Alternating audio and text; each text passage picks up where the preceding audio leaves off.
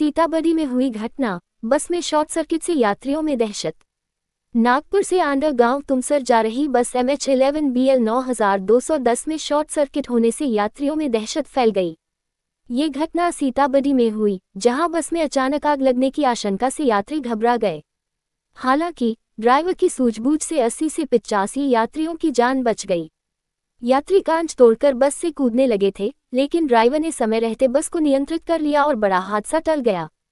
यात्रियों ने बताया कि बस में अचानक धुआं उठने लगा, जिससे वे घबरा गए, लेकिन ड्राइवर की सूझबूझ से वे सुरक्षित बाहर निकल पाए।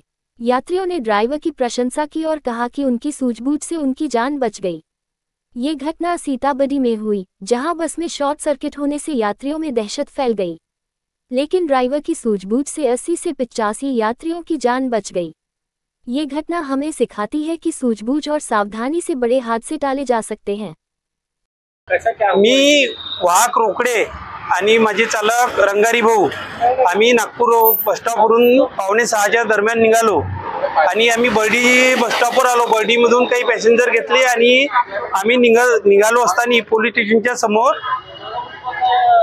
आमच्या गाडीच्या वायरिंगने अचानक पेट घेतला आणि त्यामुळे पूर्ण बसमध्ये पुष्कळ प्रमाणात धुवा असा झाला। त्यामुळे पॅसेंजर मध्ये भीतीचे वातावरण तयार झाले, म्हणून त्यांनी काही समोरील गेट मधून उतरले आणि काही मागचे जे लोक होते त्यांनी मागे MH11 BL 9210 गाडीचा तो मागचावाला काच फोडला आणि ते प्रवासी जीवाच्या आकांताने ते बसच्या खाली कुदले आणि आम्ही मग नंतर मेन स्विच लवकर बंद केला आणि पॅसेंजरना सुखरूप बाहेर काढले आणि प्रवाशाची विल्हेवाट लावली। परंतु यामध्ये आमच्या ST बसच्या मागच्या काचचे नुकसान झाले।